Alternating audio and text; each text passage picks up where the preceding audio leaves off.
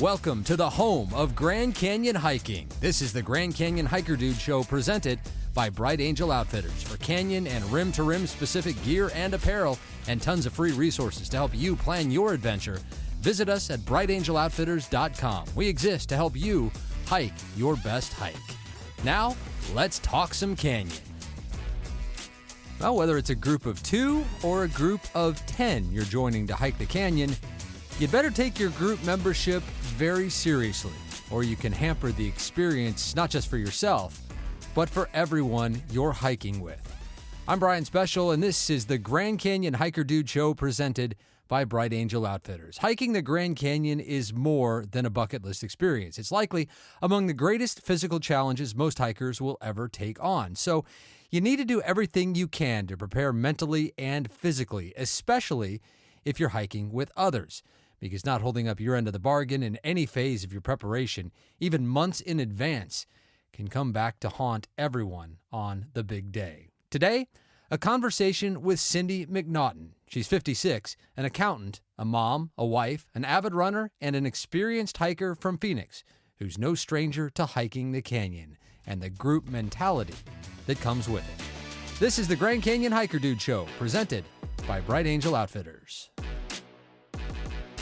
Syndie, just first of all, where did your love of the Grand Canyon come from? As a kid, when you first hiked it, just where did this all start for you? Interestingly enough, I'm not from Arizona. And so the canyon, the first couple of times that I went to the canyon, it was the whole cool. That is such a large expanse of a view. You don't even understand what it means to hike in the canyon. It just wasn't even a thought. And so when I was growing up, I would do a lot of backpacking trips with my dad and my brother and my sister in the Yosemite area in California. I'm originally from Modesto. And so that love of being outdoors and hiking started then. And when I moved to Arizona, and it's probably been 30 years now that I've lived in Arizona, I did a little bit of hiking here and there, but not a whole heck of a lot. And it wasn't until, maybe about 2015, 2016, that with the group of gals that I run with, someone started putting together a group to hike the canyon. And so the first 2 years that I actually hiked it, I was just one of a group, this is cool, just tell me where to go and what to do, and I'll do it. It's all good. So that's kind of how I learned about the canyon and getting down into it. And I think just that first time coming, and it was just rim to river hikes, just coming down into the canyon, realizing how much is down there, whether it's, the river and the streams, the trees, the waterfalls, and you just kind of go, where has this been? It's just so beautiful. So I've probably since 2016, I've hiked it at least once or twice a year since 2016. Love it. And you've started to spread that love because I know, look, Syndie and I live fairly close together here in the northern part of Phoenix, Cave Creek area. And I met you the first time on Black Mountain. Yep. But I also know that you have a very, very consistent group of runners that runs at least once or twice a week. I don't know how many times, but you guys are right in my neighborhood. So sometimes it's 4:30 in the morning and I'm headed out and you guys are already running past me with your waist lights on and all that good stuff. Oh yeah. Yeah. So tell me about that group, because that group, I assume, is the group that got you into hiking the canyon. Yeah, it is actually. It's an amazing group of women. We have been running together for probably about 15 years, and we run 3 times a week. It's always in the morning. It's always before work. Some of them work from home. Most of us are married with kids, so you just want to try and get out and run before life, gets in the way. But yeah, most of us have trained and have ran multiple full marathons, if not little, half marathons. So yeah, it's a good group to kind of keep you motivated, accountable, and moving forward towards whatever goal you have. I assume that just the routine part of that and the friendship part of that being part of a group like that's pretty cool. It's more than cool. I've said it so many times how grateful I am for these women, because we all have issues in our lives that you can't talk to, your husband or, somebody. You have to just be able to vent sometimes. You have to be able to talk through how to deal with, your 5-year-old who's acting up and you've never dealt with that before. Everybody in this group has dealt with something unique. We have people that, we have a gal that just ran her first full marathon, and we helped her train for it. And just seeing that excitement that she went through, that we had gone through at some point. We have gals in the group with grandchildren. And we have one of the gals just turned 70 this last year, and we have gals with elementary school kids. So whatever issue you think you have, there is someone there in the group that you can talk to about. And that is kind of the main thing that I enjoy about being able to get up in the morning and run, because we joke most of us hate running, but we love the camaraderie of being able to, count on that other person and have other people to talk to and share life with. Now, has this group come together, at least in pieces, to hike the canyon? Oh, yeah. That would have been the first time that I hiked it, which was in October of 2016. And it was part of this group. There were people from other groups that were coming in, and it was like, okay, this is exciting. This is a lot of fun. And we did great. And that was a learning experience. And then 2017, somebody wanted to do it again. And so same thing. I'm like, okay, sure, why not? This was fun.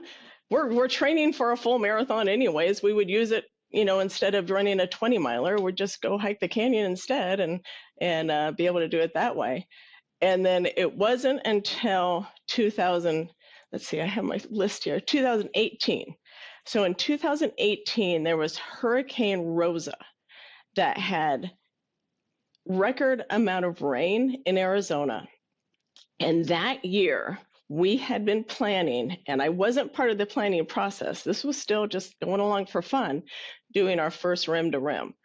And when Hurricane Rosa hit and Arizona just got deluged with rain, it had knocked out one of the roads, or the ability for the shuttle to go around from the south to the north. And so they were like, well, we're canceling. We're not going to hike it. And we've been training. And I'm just like, well, that's kind of silly. We could still go hike something.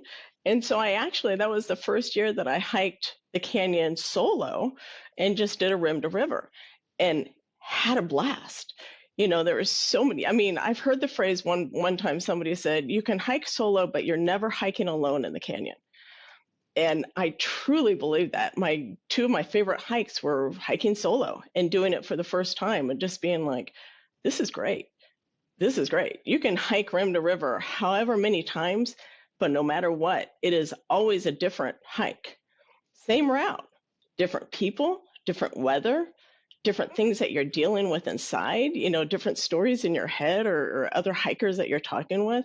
And that's one of the reasons why I've always enjoyed it so much. And that's probably true for any hike anywhere, but, the canyon's canyon.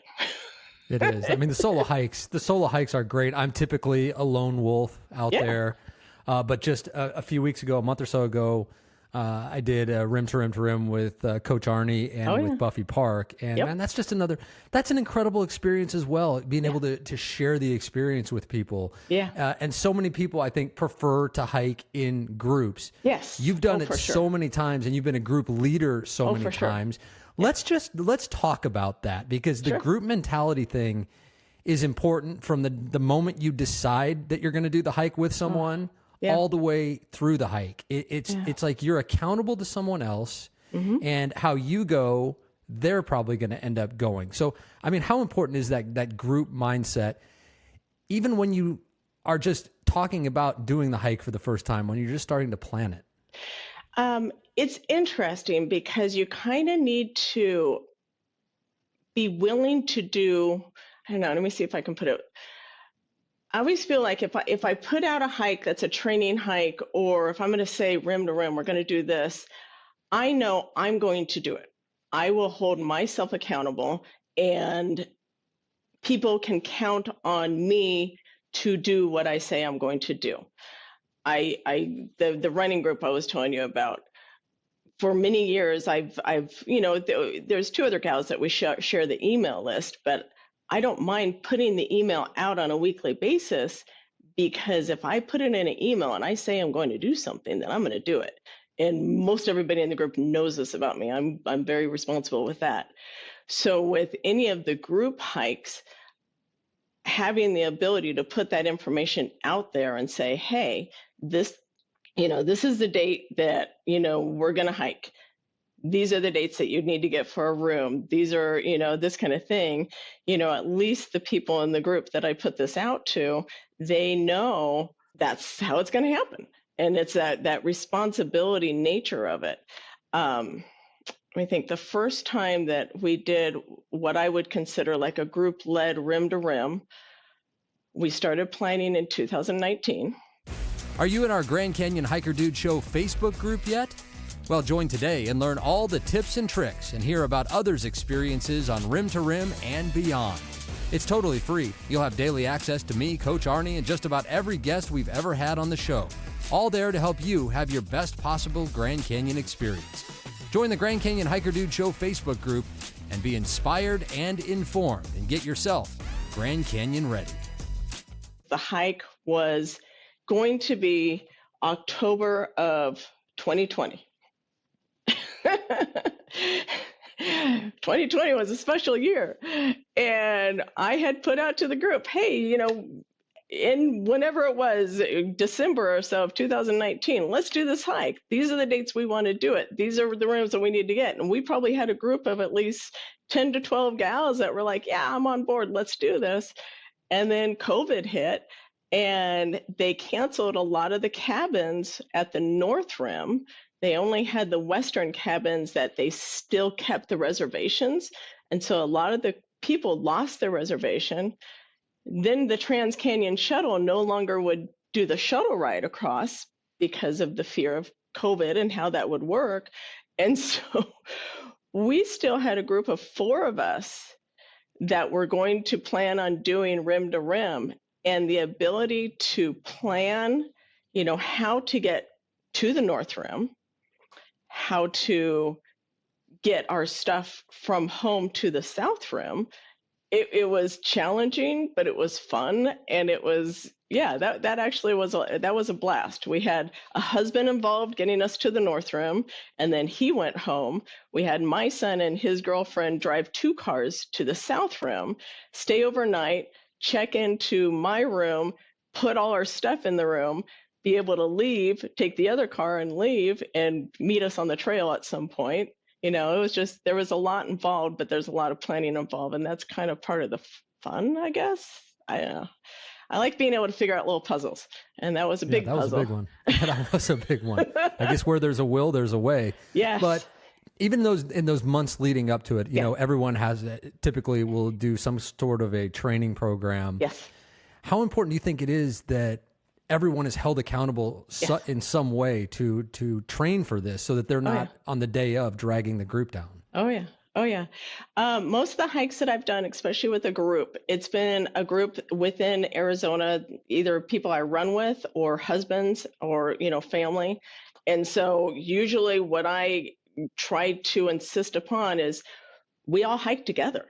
Do a group hike. You might not make every single group hike, but at least you understand the flow of the group. You understand, what everybody's eating, what people are wearing, what kind of backpack are you using, what kind of camelback are you using, who's carrying the sunscreen, who always has the bug spray. You start kind of learning this, but having the ability to do some of these longer hikes and understand the personality of different people within the group as you're getting to a 18, 19 mile hike, with all this different elevation going on, you kind of learn who to kind of back away from if they're getting a little, they're getting quiet, and that's when they're starting to concentrate and try and figure out how to finish something. And there's others that are just kind of doop-doo, and they're happy-go-lucky, and they could probably go for another 10 miles without a problem. But by doing the group hikes beforehand, months beforehand, that's when you kind of start learning your own body and learning, how to move with other people in your group. Have you ever had it where it's not a group from one certain area where you actually have the luxury of doing the training hikes together? What if someone's, meeting up with a relative or a friend from another part of the country and you have to train separately? How do you handle that? There's only been one time so far. There will be in October of this year. That's coming up where there'll be people that will be joining us that I don't know. But there was a time a few years ago, what was it, back in 22, that we had hikers joining us from out of state, and it's not something that you can control. The person that invited them from out of state did what she could do to emphasize, how difficult this hike is. But you could say that until you're blue in the face. And if you don't know, you kind of don't know. And so these other gals did some training hikes. And I will say they're amazing ladies, very friendly, thank God. And we really enjoyed our time together. But they weren't prepared. And, and I will be honest, both of them came back and hiked it again, prepared. And one of them has come back and hiked a rim to rim to rim. And you just don't know.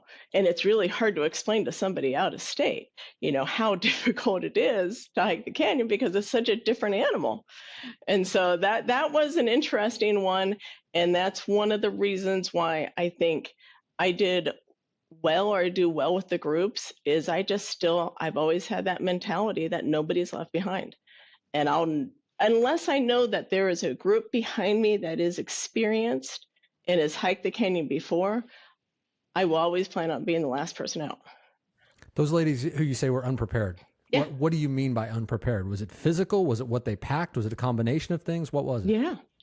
I'd say all the above. All of it. And I mean, it was great. Like I said, they're amazing ladies, and they would probably laugh at the whole thing right now too. But I remember, the morning that we started, they showed up with these giant packs and, makeup on and, just raring to go. And we're hiking down the North Rim, and I swear it was like every 100 yards, they're like, oh, we got to stop and take a picture, and we got to do this. And I'm kind of going, yeah, but we got to go. There's a lot of time left. We got to keep moving. Food wise, I think they were fine as far as what they brought to eat. They did train a little bit. You have to train a little bit. But the ability to understand, minimize what you're carrying, taking it seriously. I mean, yeah. Yeah, I mean, above all else, that's it. That's what I always like to say too. If you're taking it seriously, if you're doing your research, if you're in the Facebook groups, if you're listening to podcasts, research, you're taking it seriously, you're taking your training seriously, then you're going to be okay. But there's so much that you have to do in advance of this hike. In hindsight, with the out-of-towners, and you've got that coming up again in October. Yeah. Is there a way... I know some people will check in with each other on Strava or other apps like that. Is there ways to hold each other accountable remotely? Strava would absolutely work. I know with this group coming up in October, it's like friends of friends kind of concept. And so the gal that has invited them, has hiked the canyon 3 or 4 times already. So I know she is very familiar with what you have to do. So I'm going to rely a lot on her. My thought is also this time to either do like a Zoom or some type of Teams call, leading up, and just be like, okay, what's everybody doing? I know what we're all doing here. How are you guys training? What's going on? That's where before I wasn't as proactive. I think with this one, I would be more proactive and be like, okay, tell me what you're doing.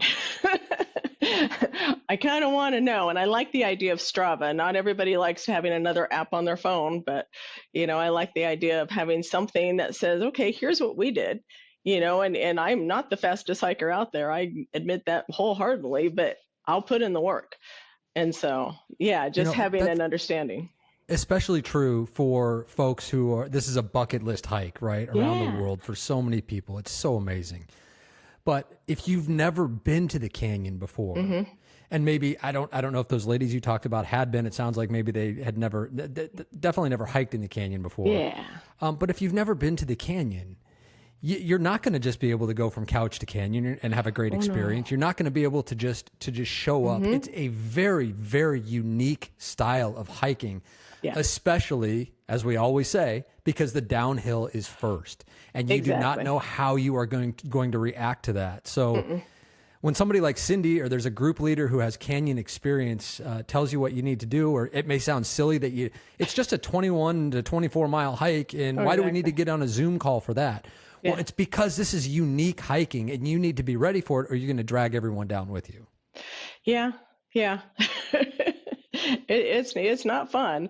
And, you've had your moments. Arnie had his moments. The last rim to rim that I had, I was with a group of just 3 of us. And that was my time to be able to rely on other people. What happened? That was a hike that was funny because we did it on the 1st of May last year. The training was great. We did all the stuff we're supposed to do. All the hikes that we did, we had perfect weather. Overcast, we start early. It was nice and cool, no issues. Here we go. It was the hottest day of the year. And I looked at the shade tractor. I went through that because I always think, okay, we're going north to south. We need to start at a certain time. We need to figure out where everything is, going to be as far as the box is concerned and work through that. And it was like all these little things went wrong leading up to that morning. The day before we did the Trans-Canyon shuttle, and I've taken the shuttle before, and this was a rough experience for me that day.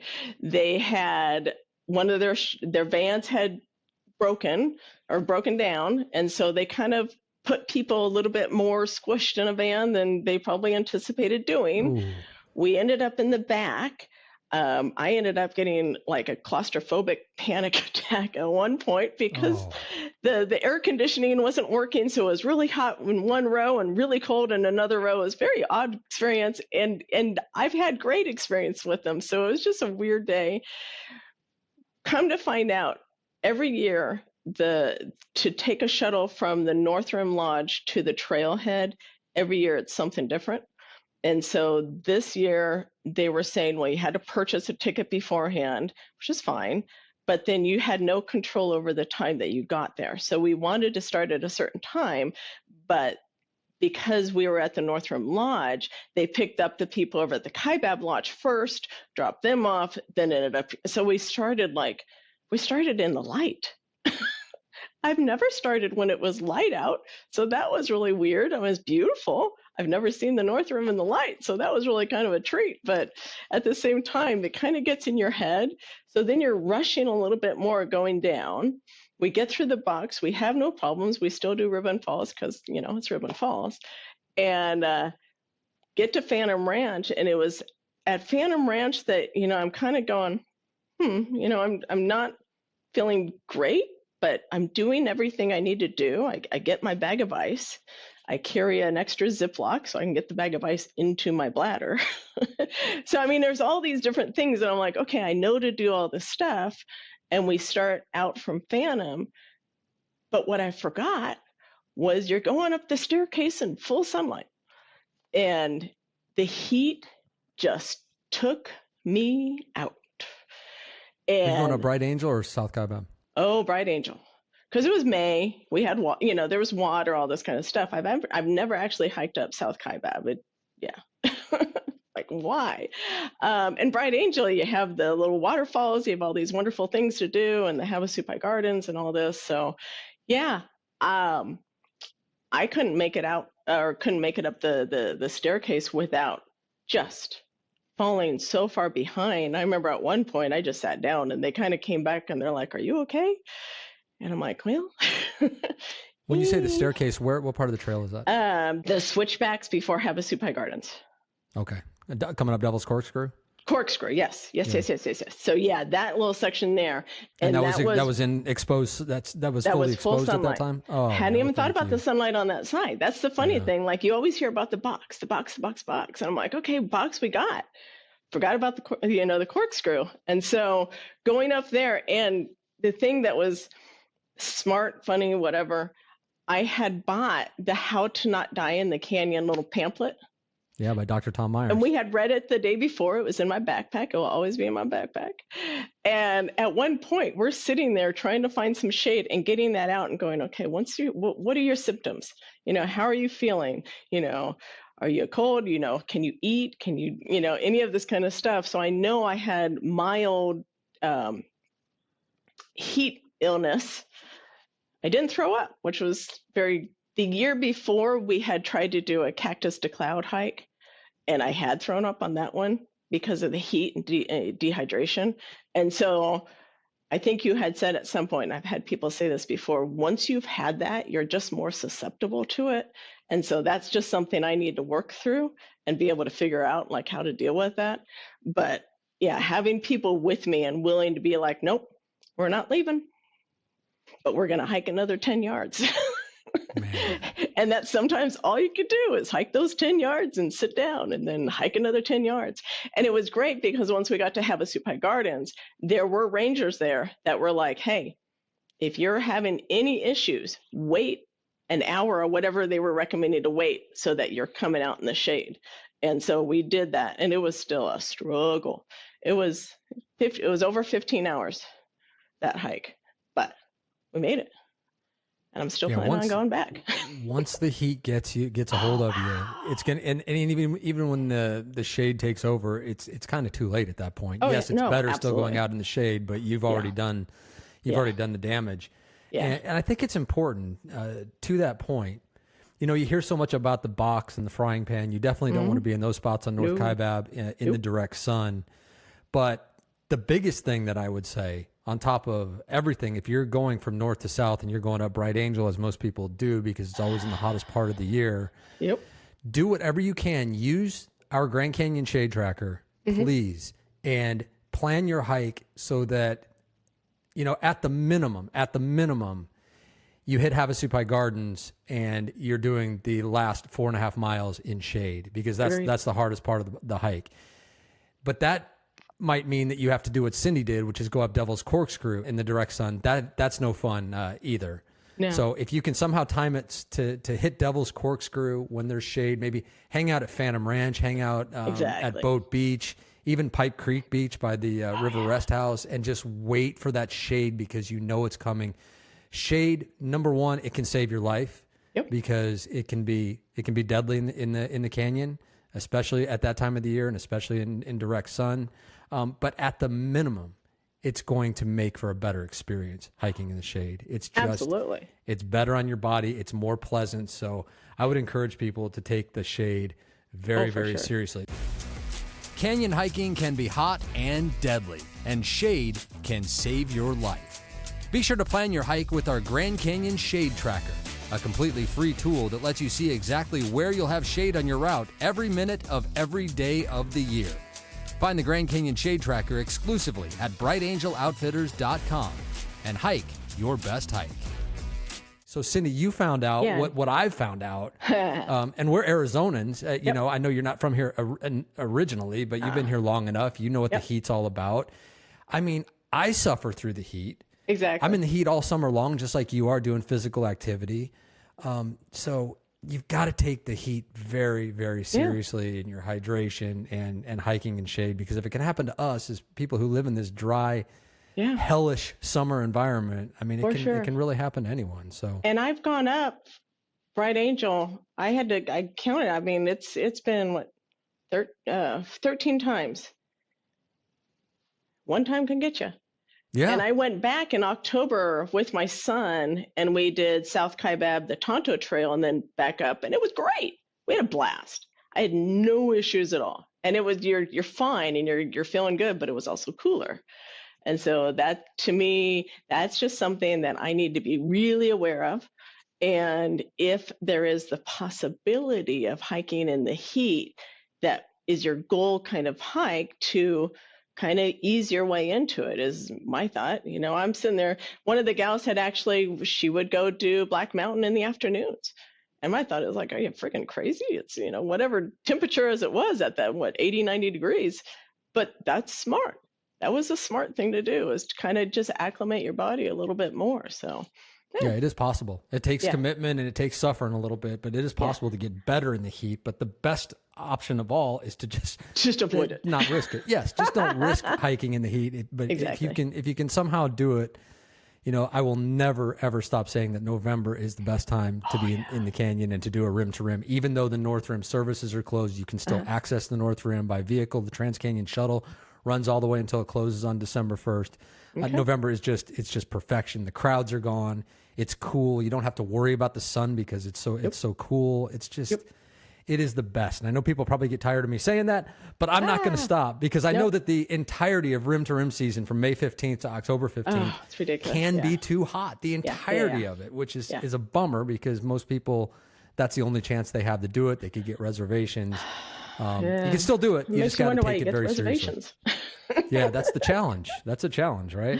So what's it like as someone who's leading a group, as you do? You're essentially the ringleader of your group, let's say.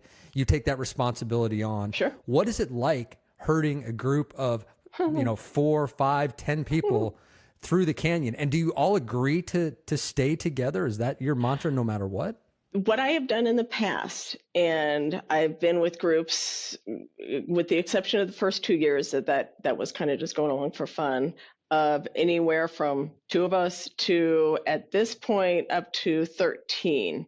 We'll talk about this next October, but up to 13. What I've tried to do, and what I've always said is, as we're going down into the canyon, whether it's a rim to rim or rim to river, there's all these wonderful checkpoints, all the different water stations. Get to that place, great, stop. Get the group together. You're coming down. You're not that far apart. Take a moment, take a breather. Let's figure out how everybody's doing. Does anybody need anything? How's everybody's knees? Any of this kind of stuff. And then go, oh, great, let's go. And then keep on going. On the way down, that's what I've always tried to do. And you get into Phantom Ranch, it's a perfect spot to kind of sit down, check your packs, have a nice, sit down bite to eat, put your feet in the water, change your socks, any of these kind of things that, make you feel better. And then on the way out, usually you'll start spreading out. Always try and keep people together, at least 2, 3 people, and by that point, you have hiked all these other training hikes together, which is why I find that so important, so that you kind of know everybody's paces. And once you have a group that's kind of going, oop, oop, oop, there they go, that's great. They're feeling good. Let them go. Having someone hold back on the way out can be more detrimental for them. They feel good. Let them hike. If they want to hike, let them hike, especially if they're experiencing the canyon. Once you get to have a soup hike, usually you kind of see people there. The last 5 miles or so, I wouldn't say you're on your own, because if anybody's not feeling good, I will be there with you, whether you like it or not. But you got to hike your own hike. You got to just keep moving. And if you feel good and you can just keep going, then keep going. But if you have groups that, are spreading out, that's okay.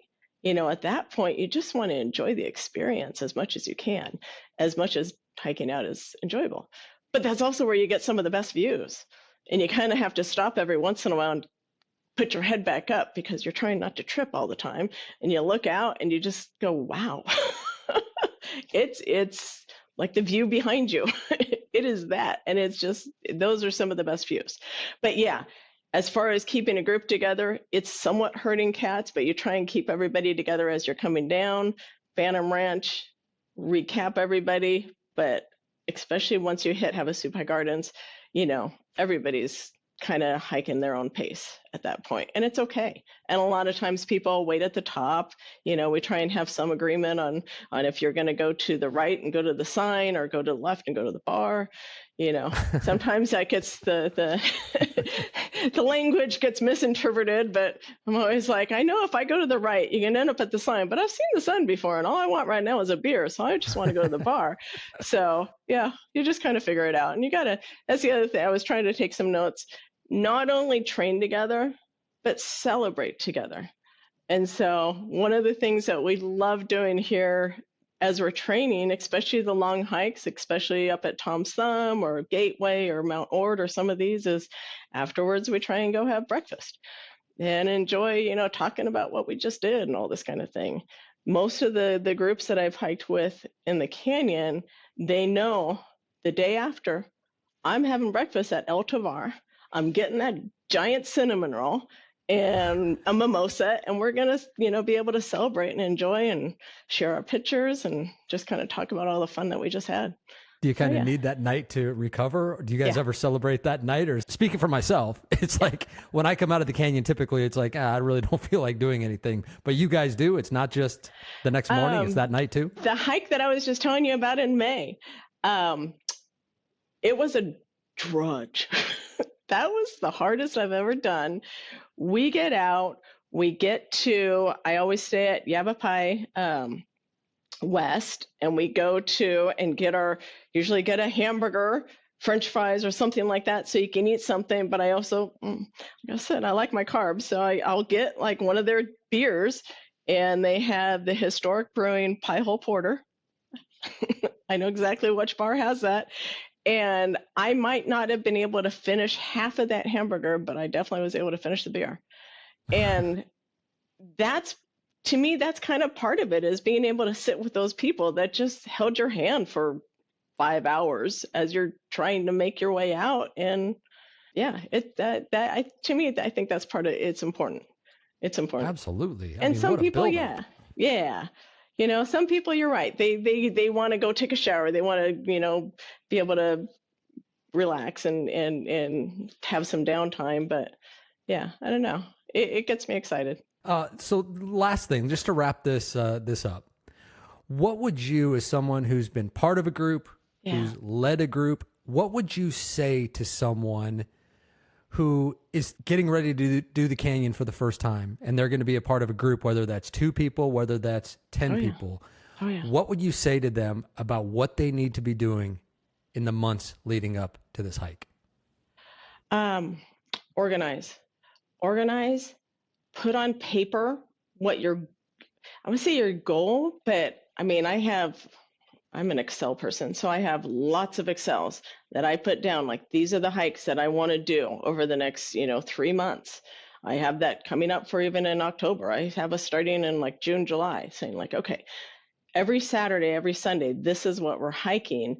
Every time, just like with marathon training, you're either increasing a little bit in miles or you're increasing in elevation or a little bit of both. And you got to have some step back weeks where you let your body recover, but you got to keep it increasing as you're going.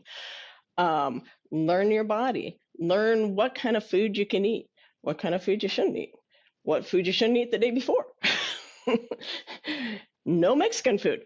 So you just learn that about your body, whether it's going to work or not. Some gals can have ice cream the day before, and I knew a gal that she could not eat ice cream the day before, but this is how you learn. There's never a bad hike. There's just hikes you learn from, and that's okay. Learn what kind of hydration that your body can take. That's kind of where you want to learn, what does your body crave when you're tired and you're hot and you don't want anything? What can you get in your body? I was so intrigued by that last podcast when Buffy talked about bringing pizza. Because I've never heard somebody say that before. And I'm like, I actually see that being so feasible, because everybody loves pizza, and a cold pizza is actually pretty darn good. So that I might have to try. But, a lot of us will have the peanut butter and jelly, the peanut butter filled pretzels, or the gels, because we're runners, so we have our little gels or, our stingers or anything like that. So anything like that would be useful to figure out as you're leading up to the hike. What shoes should you wear? What socks? These are things you just practice.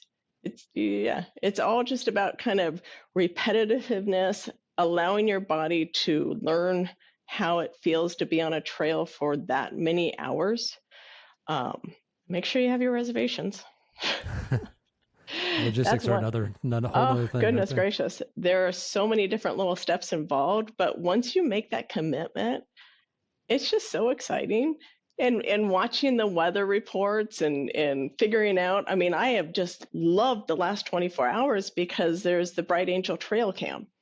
And I don't know when the last time you looked, but it's all covered in snow right now. Finally. And yes. Oh, I love it. And I have it as one of my little saved markers on my laptop. And usually once a day, I'll kind of go and look and I'll be like, ooh, nice. It's kind of fun. You'll be able to see it, but it gets you excited. And yeah, but I mean, leading up, especially with the group hike, you just want to have that communication. You want to be able to talk to the other hikers. You want to know how everybody's doing. You want to, this next one coming in October is going to be a little bit different. We're staying at the Kaibab Lodge this time, and we're trying to recruit drivers. And so we don't have to deal with the shuttle. We can kind of have our own time frame and get everybody back and forth, And there'll be people and husbands that want to be a part of it, but not necessarily want to hike it. And so this kind of gives them an opportunity to be part of it and see everything, but not have to hike it. So yeah, it'll be kind of fun. I'm looking forward to it. It's a larger group, so we'll just see how this goes. Always a good time in the canyon. I think the bottom line to all this is if you don't want to be the weak link and drag everyone else down with you, take your preparation very, very seriously, and you should be just fine. But as Syndie showed us, no matter how many times you do the canyon, you just never know. You never know. No, you never know. Syndie, thank you so much for doing this. This was a lot of fun. I think the group mentality is a very important topic to discuss, and I'm glad that we had an expert here to tell us what they think. So thank you so much, and I will I'll see you on the mountain soon. Yeah, and I have to show you something real quick. I'm going to pick up my camera, so don't get dizzy. I have my wall. Nice. I have all my different canyon pictures there. Syndie showing us her wall of fame. I love it. Yep. And it's one of those things, almost every time that I've gone, I got something. It just kind of gets in your blood, doesn't it? Once a canyon gets you, it doesn't let you go, and we want everyone to experience the same things that we do. Syndie, thank you so much. This was awesome. Got it. Thank you. That is Syndie McNaughton. Now, some of you probably caught the part where she said her rim to rim was May 1st, which wouldn't be possible since the North Rim doesn't open until May 15th. The date of that rim to rim was actually May 28th. Now, I will say Syndie and her early morning running group are extremely dedicated. I see it for myself. When I pull out onto Desert Willow Parkway to head for Black Mountain during the summer before 5 a.m., I'll often pass a long line of headlamps and waist lights. And no, that is Syndie's crew. It's actually inspiring because the hardest part of early morning workouts is just getting out of the house. So when I see them, I know I'm not alone and I better get moving. Well, have you noticed more folks walking backwards these days? I sure have, and I'd never even heard about this technique before Coach Arnie came along. Coach is back now to talk about one of the best Grand Canyon training exercises that you can do. Today we want to talk about one of my core training tips, which is walking backwards. Why? Because it helps to overcome knee, hip, and back pain. It helps you or anyone to recover from hamstring or ACL injuries. It puts you in the perfect position for the downhill. And how should we include this in our training? Well, we want to walk in a safe place. We don't want to create any problems. And you want to start with a minimum of 10 minutes a day, every day. And you want to slowly, over time, you want to add some resistance if possible. A treadmill is a great place to do this. And if you have one that you can unplug it and do what I call a dead mill, that even works better. If not, you can increase the incline of the treadmill and work your backwards training there as well. You can also use weighted sleds or even tires that you can pull backwards. You want to go backwards, remember. Or you can use a car. You can put your fanny on the bumper of a car and you can push backwards. Just make sure who's ever in the car, you're nice to them so they don't push that brake too hard. And lastly, lastly, you want to do some backwards work daily, as I said earlier here. It will allow you to not have to overtrain on the trails while getting stronger and healthier for your dream hike. Listen, start today. Start today. Just work it into your program. Work it into your program. And like I said, a minimum of 10 minutes a day. You can do more. You can do more, and all you're going to do is help. You're not going to hurt. But like anything, if it does cause pain, you need to find out why. And that's why, if you have any questions at all, please do not hesitate to reach out to me, and we'll get it all straightened out for you. I just want you to start. And then you can create some questions. But you don't have any questions if you don't start. All right, guys. That's another Grand Canyon tip. Start today. I love you guys, and I will talk to you guys later. Yeah, we say it on every show. Take that first step. Start. Just start. You can do it. You got this. That was Coach Arnie.